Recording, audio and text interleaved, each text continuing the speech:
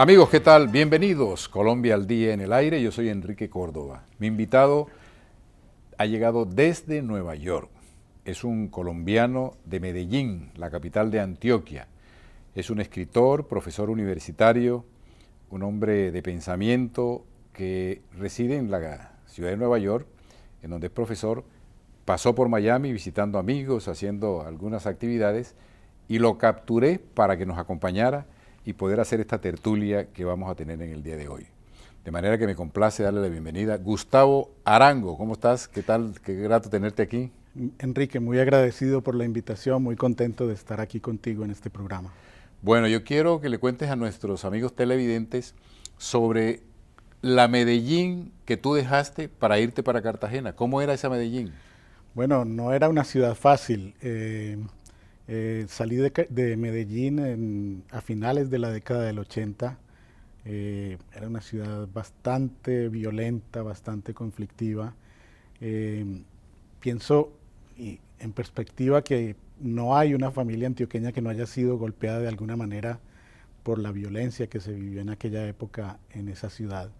Personalmente tuve la muerte violenta de mi padre y la verdad es que a finales de los años 80 sentía que no era un lugar en el que quería vivir.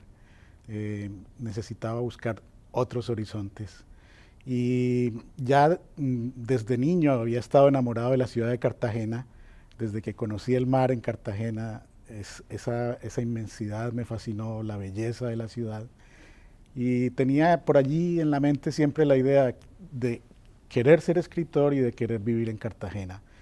Y bueno, cuando tenía 25 años tomé la decisión, me fui a vivir a Cartagena con la intención no solamente de escribir, sino también de trabajar en el periódico El Universal, por una razón un poco caprichosa, y es que en ese periódico había trabajado Gabriel García Márquez, y yo a veces les decía a los amigos, quiero empezar a trabajar como periodista y como escritor en el periódico donde García Márquez empezó. Me fui a Cartagena, trabajé en el Universal y de verdad que fueron como cerca de 10 años de mucha intensidad, de experiencias muy bonitas, y posteriormente ya llegó un momento en que necesitaba otros horizontes y así vine a los Estados Unidos. Oye, Gustavo, ¿hubo conflicto entre la arepa antioqueña, la mazamorra, los frijoles antioqueños versus el arroz con coco, el patacón, estos platos de la gastronomía de la costa atlántica colombiana? Para nada, fue un enriquecimiento no solamente a nivel de la comida, sino a nivel del lenguaje. En muchos niveles sentía que mi horizonte se abría. Yo pienso que si uno sale del lugar donde nació y creció y empieza a explorar otros horizontes, y tú lo sabes muy bien como viajero, trotamundos, también el horizonte de pensamiento se abre. Y entonces, en cuanto a la comida, nunca dejé de sentir ese amor por los platos antioqueños. Siempre que voy a Colombia, mi madre me espera con un mondongo delicioso. Pero en el Caribe hay una riqueza en la comida que es fascinante, tiene toda esa influencia de la comida árabe, por ejemplo, esa comida africana, ese sancocho de pescado en el mercado público, en el basurto, eso uno no lo cambia por nada, de manera que fue un enriquecimiento a nivel de sabores y bueno, fue una manera de abrirse al mundo y a nivel de lenguaje también, porque bueno, tenía, digamos, ese hablado antioqueño tan marcado y de pronto llego a una región mucho más musical en términos de lenguaje. Para mí fue muy liberador, por ejemplo, pasar del vos al tú, a tutear a las personas. Me parece que hay una gran cercanía, hay un afecto implícito en el uso del tú cuando se le habla a alguien. Y bueno, toda esa musicalidad, esos vestigios de ese español antiguo que quedan en la costa que son fascinantes. Y uno que, pues como tenía la intención de escribir, obviamente uno tiene el oído muy despierto a esas sutilezas del lenguaje. Entonces, para mí fue un enriquecimiento en muchos niveles. Gustavo Arango, yo acabo de regresar de España y estuve en Cádiz. Los gaditanos son los costeños de España. Yo soy costeño en Colombia.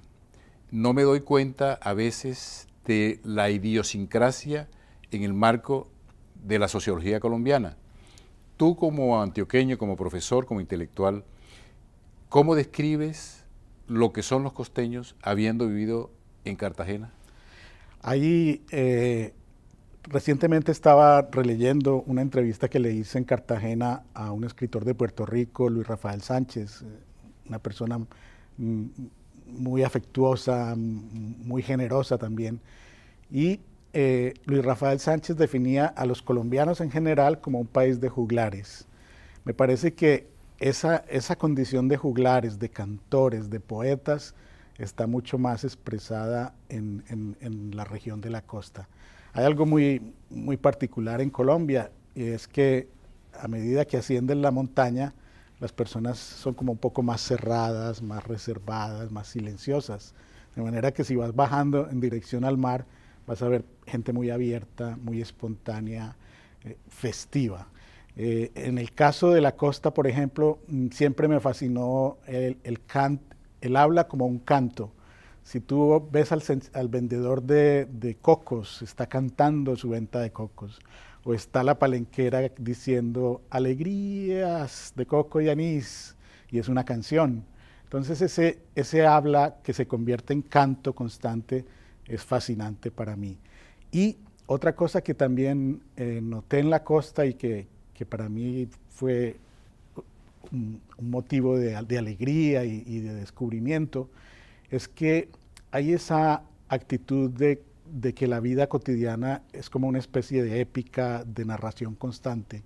Entonces al final del día alguien llega de la calle y dice, imagínate lo que me pasó en el bus o lo que me pasó en el mercado, y ese relato se vuelve como un cuento tipo Mil y una noches, algo mágico pasó, puede ser algo lo más sencillo del mundo, pero hay esa capacidad para convertir en relato, y en relato atractivo, y en relato cautivador, las escenas más simples de la vida cotidiana. Entonces la gente en el Caribe está no solo viviendo, sino que narrando su propia aventura a medida que la vive.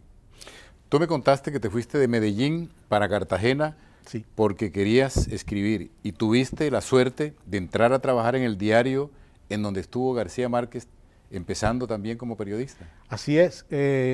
García Márquez, cuando estaba estudiando Derecho en Bogotá, ocurrió el Bogotazo, la muerte de Gaitán, y en el año 48, en abril del 48, sus padres toman la decisión, mejor te vienes a la costa, en Cartagena hay una facultad de Derecho, allí puedes continuar tus estudios, pero ya él venía picado con esa inquietud del periodismo y de la escritura, ya había publicado 2 cuentos en El Espectador, y se presentó un día en el Universal.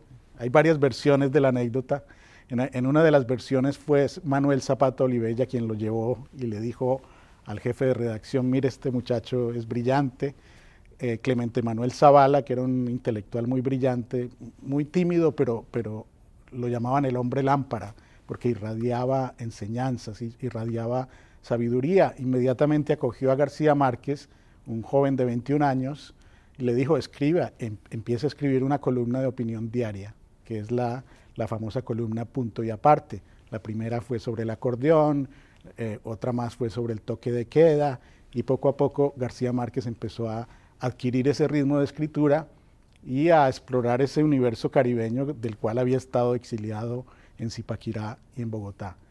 Entonces tuve la suerte de llegar a Cartagena, de trabajar en el mismo Universal y en el mismo edificio donde García Márquez había trabajado 40 años atrás, un poco más de 40 años atrás.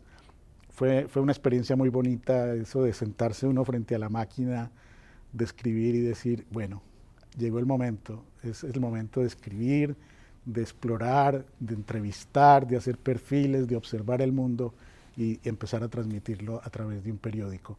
Y realmente fue una experiencia que aproveché lo mejor que pude. Al poco tiempo ya había sido nombrado editor del suplemento literario, el Dominical. Cartagena siempre fue un polo atractivo para personalidades, por el Festival de Música, el Festival de Cine. Entonces había esa oportunidad de entrevistar escritores, artistas de cine y todo lo demás. Y bueno, se volvió ya una segunda naturaleza contar cada experiencia y cada encuentro que tenía en el Universal. Y en el año 94, cuando García Márquez publica Del amor y otros demonios, el periódico, si tú recuerdas, la novela tiene un pequeño prólogo donde dice: yo trabajaba en un periódico y el jefe de redacción me mandó a ver la apertura de unas criptas, que sale esta cabellera larga, roja, de no sé cuántos metros. Pues el Universal pensó, tenemos que destacar de alguna manera ese paso de García Márquez por acá, y me comisionaron, me dijeron, ¿qué podemos hacer? Y me inventé una crónica que se llama Un ramo de no me olvides, que es una mezcla me gusta llamarla novela de no ficción, porque está basada en la experiencia de García Márquez en Cartagena, recoge materiales de archivo que no se conocían, que habían sido escritos por García Márquez, entrevisté a sus contemporáneos, Rojas Erazo, Gustavo Ibarra, los sobrevivientes, y construí una especie de novela que cuenta la historia de un joven que llega a esta ciudad llena de historia, llena de pasado, con la ilusión de convertirse en un escritor. Y ese libro pues realmente me cambió la vida, porque a raíz de la publicación de ese libro pude conseguir una beca de estudios aquí de doctorado en los Estados Unidos. El mismo García Márquez lo elogió públicamente, y bueno, me ha dado mucho respaldo y mucho entusiasmo para seguir escribiendo. Entonces vienes a los Estados Unidos y haces el doctorado en literatura en Nueva York. Correcto. A raíz de este libro, El ramo de no me olvides, que lo conoció Tomás Eloy Martínez, el escritor argentino, vino esta recomendación para que viniera a hacer estudios de doctorado en la Universidad de Rutgers en New Jersey, y me dieron una beca muy generosa, y bueno, estuve ahí 5 años en Rutgers, dedicado no solamente a estudiar, a hacer el doctorado, sino también a hacer literatura, porque siempre he tenido la literatura ahí como una especie de arte secreto, pero es la pasión más verdadera y más constante de mi vida. Y mientras estudiaba también escribía novelas, seguía escribiendo artículos de opinión para periódicos en Colombia, y al final de los 5 años, al terminar el doctorado, encontré una oportunidad en la Universidad de Nueva York, en Oneonta, que es en el centro del estado, y eso fue en el año 2004, es decir, hace ya casi 15 años que estoy allí como profesor. Disfruto mucho la enseñanza. Yo creo que el contacto constante con los jóvenes, con las nuevas tendencias, con la transformación del mundo, alimenta mucho a la persona que escribe, y al mismo tiempo tengo un tiempo, digamos, un espacio de mi vida que puedo dedicar a la creación literaria. Bueno, este es uno de tus libros, Resplandor. Este es un libro que llega después del primero, Santa María del Diablo. ¿Un poco la historia de estos libros? Claro, ambas son novelas históricas y aparentemente son opuestas. Santa María del Diablo, que fue publicada en el 2014, cuenta la historia de Santa María de la Antigua del Darién, que fue la primera ciudad que los españoles fundaron en tierra firme americana. Es decir, antes de que llegaran a la Florida, antes de que llegara Cortés a México, ya los españoles habían fundado una ciudad en el Urabá colombiano, en la cual invirtieron mucho a nivel de personas, de esfuerzo. Hubo grandes masacres en esa región, y estaba llamada a ser la gran ciudad del continente. Es decir, pensaban que en el Urabá colombiano iba a estar la Nueva York, por decirlo de algún modo. Pero las divisiones internas, la codicia de algunos de los españoles, el resentimiento de los indígenas que habían visto morir a muchos de sus hermanos, a muchas personas de sus tribus, determinaron que esta ciudad solamente durara 15 años, desde 1509 a 1524. La ciudad más grande, la primera ciudad en tierra firme, y era incluso más grande que Madrid.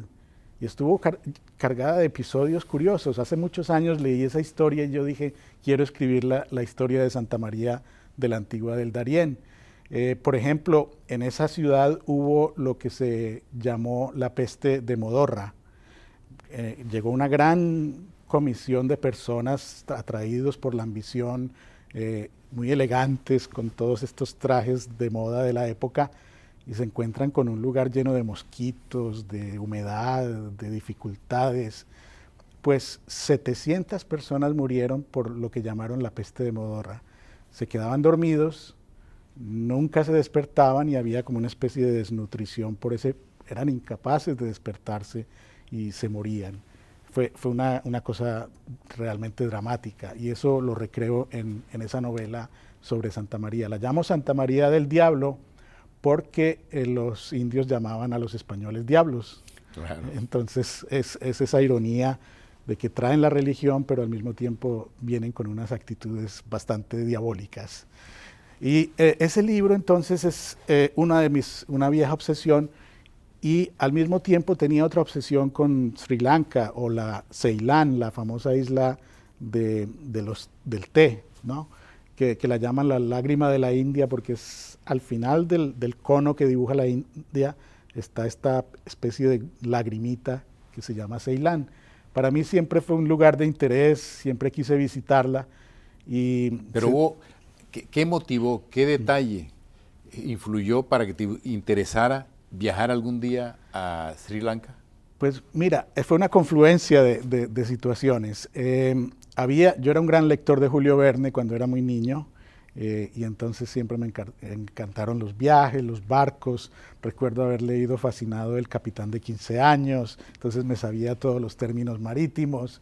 Recuerdo haber leído con mucha pasión y mucho interés esa novela fantástica que es Miguel Strogoff, la de este hombre que atraviesa toda Siberia llevando una carta.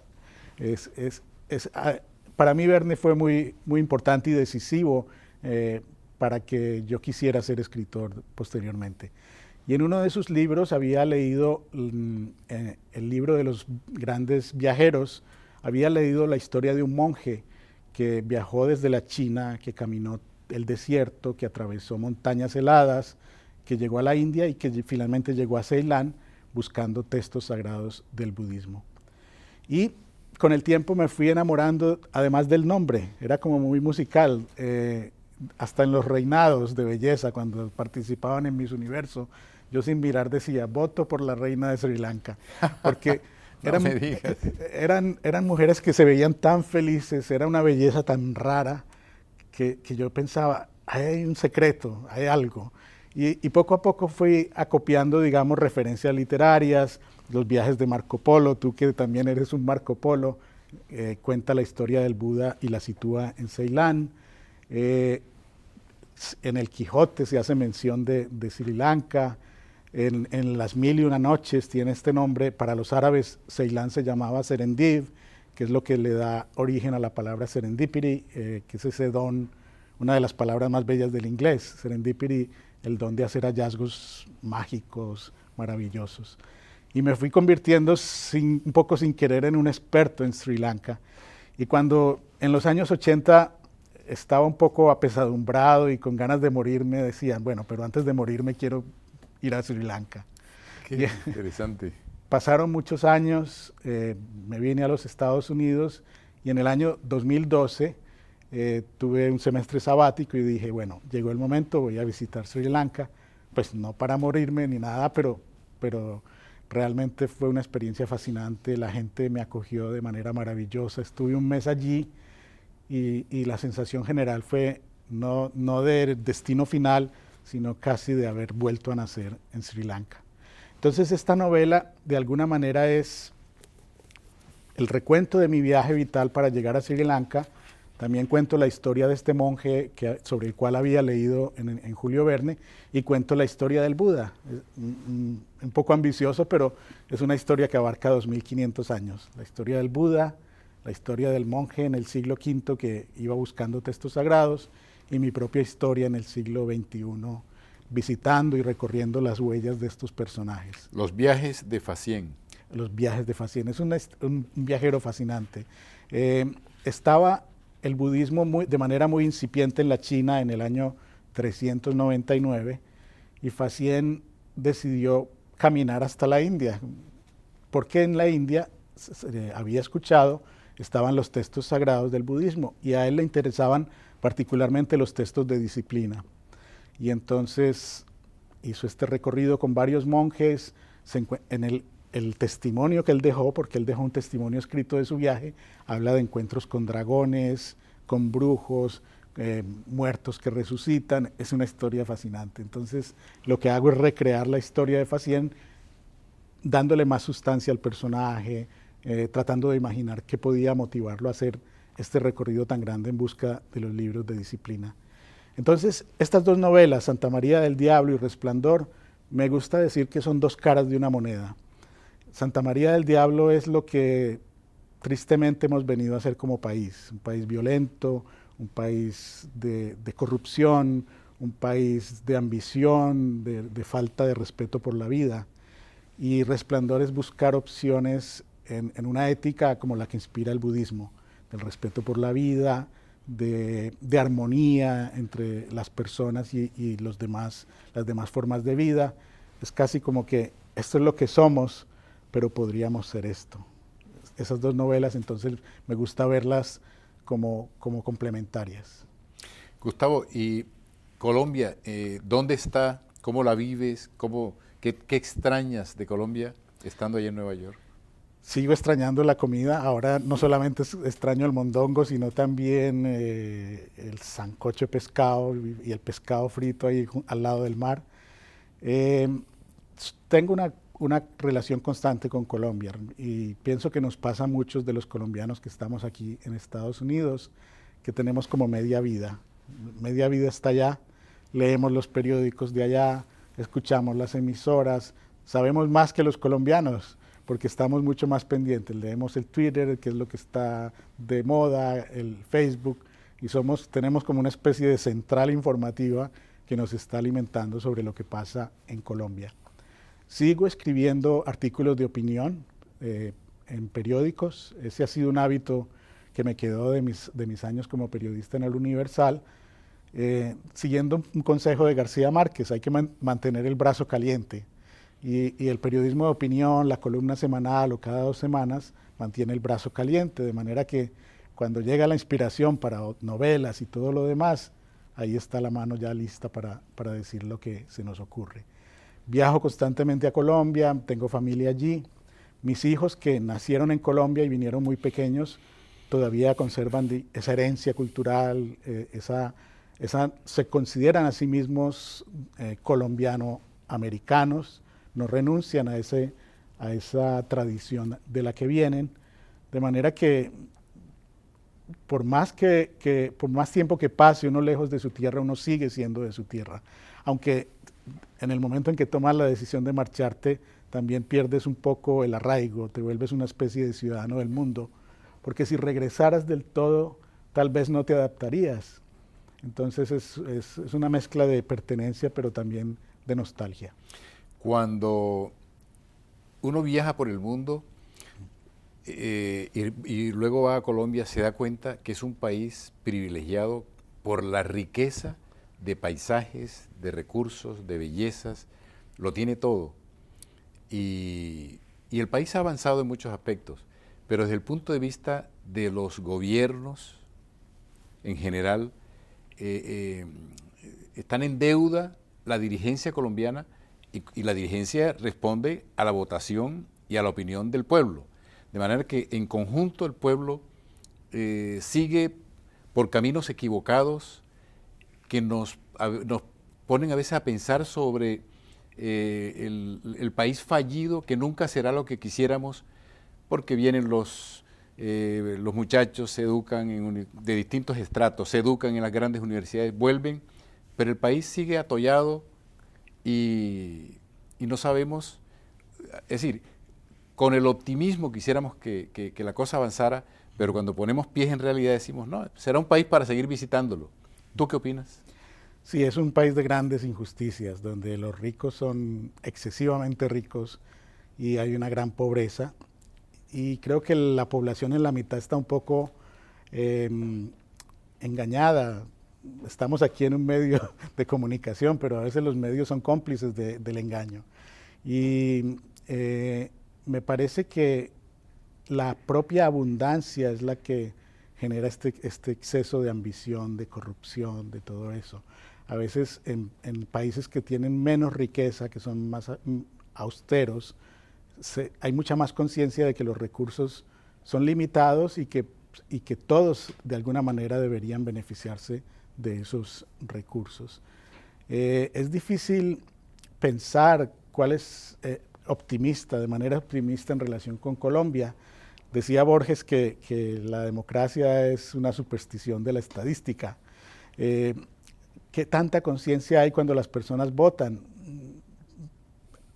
Habría que trabajar en el ser humano, trabajar en que cada persona sea mucho más consciente de que su vida es un tesoro que hay que saber administrar y que no hay que andar regalándolo y que no hay que andar actuando de manera ciega o concediéndole el poder a personas que realmente solo están pensando en su propio beneficio. Bueno, ¿y algún trabajo próximo a publicar? Sí, es una historia también fascinante. Bueno, yo vivo de fascinación en fascinación. Hace unos años, hace 10 años exactamente, en un mercado de las pulgas cerca de donde vivo, en el estado de Nueva York, encontré unos cuadernos que pertenecieron a una chica, al principio solamente era un nombre, que había estudiado en la Universidad de Chicago en 1895, alrededor de esos años. Se llamaba Marella Wade Freeman. Los cuadernos eran muy interesantes porque tenían poemas, tenían pequeños cuentecitos, recortes de revistas, es decir, reflejaban un espíritu inquieto, observador y esto. Desde entonces he venido investigando quién era Marella y resultó ser una persona fascinante. Ella fue bibliotecaria, fue directora de la segunda biblioteca más grande del país, la de Cleveland en ese momento, y además amiga de grandes escritores. Muchos escritores se enamoraron de ella. Ella los tomaba desde pequeñitos y les daba libros a leer. Entonces he estado reconstruyendo la historia de Marella y espero terminarla muy pronto.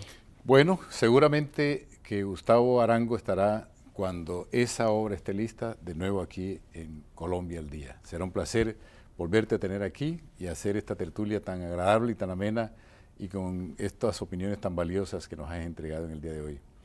Gustavo Arango, felicidades y que sigan los éxitos y que nos volvamos a reencontrar. Así es, Enrique, muy agradecido.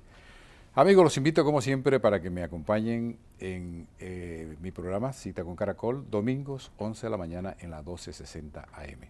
Y aquí nos vemos la próxima semana a la misma hora. Felicidades, yo soy Enrique Córdoba. Hasta pronto.